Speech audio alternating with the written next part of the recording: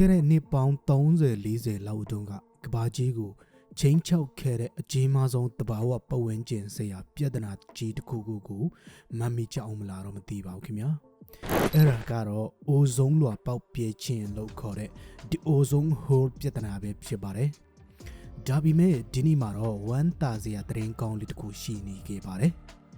MIT လို့ခေါ်တဲ့ Massachusetts Institute of Technology ရဲ့နောက်ဆုံးလေ့လာတွေ့ရှိချက်အရအန်တာတိကတိုက်ရဲ့အပေါ်ကအိုဇုံလွှာဟာတကယ်ပဲပြန်လည်ကောင်းမွန်လာနေပါပြီလို့ဆိုပါတယ်။သိပ္ပံပညာရှင်တွေကဒီပြန်လည်တက်တာလာမှုဟာလူသားတွေရဲ့ပူးပေါင်းဆောင်ရွက်မှုရဲ့ရလဒ်ကြောင့်ဖြစ်တယ်လို့95%တေချာမှုရှိကြောင်းအတည်ပြုထားပါတယ်။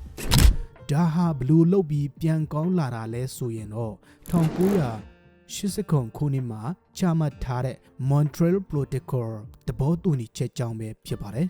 ။ကမ္ဘာနိုင်ငံတွေဟာအိုဇုံလွှာကိုဖျက်ဆီးတဲ့ CFC ခေါ်တဲ့ရေခဲတစ်တာအဟောင်းတွေနဲ့ Spring Board တွေသုံးစွဲတဲ့ဓာတ်ပစ္စည်းတွေကိုသုံးစွဲမှုရပ်တန့်မှုလက်တွဲခဲ့ကြတာပဲဖြစ်ပါတယ်။အိုဇုံလွှာပြဿနာကိုတော့1980ပြည့်လွန်နှစ်တွေကလေးကရှာဖွေတွေ့ရှိခဲ့တဲ့သိပ္ပံပညာရှင်ဆူဆန်ဆလမွန်ကတော့2035ခုနှစ်လောက်မှာအိုဇုံလွှာအပြည့်အဝပြန်လည်ကောင်းမွန်လာနိုင်တယ်လို့ခန့်မှန်းထားပါတယ်။ဒါဟာအရေးပြားကင်ဆာဖြစ်တဲ့ခရမ်းလွန်ပြင်ရောင်ခြည်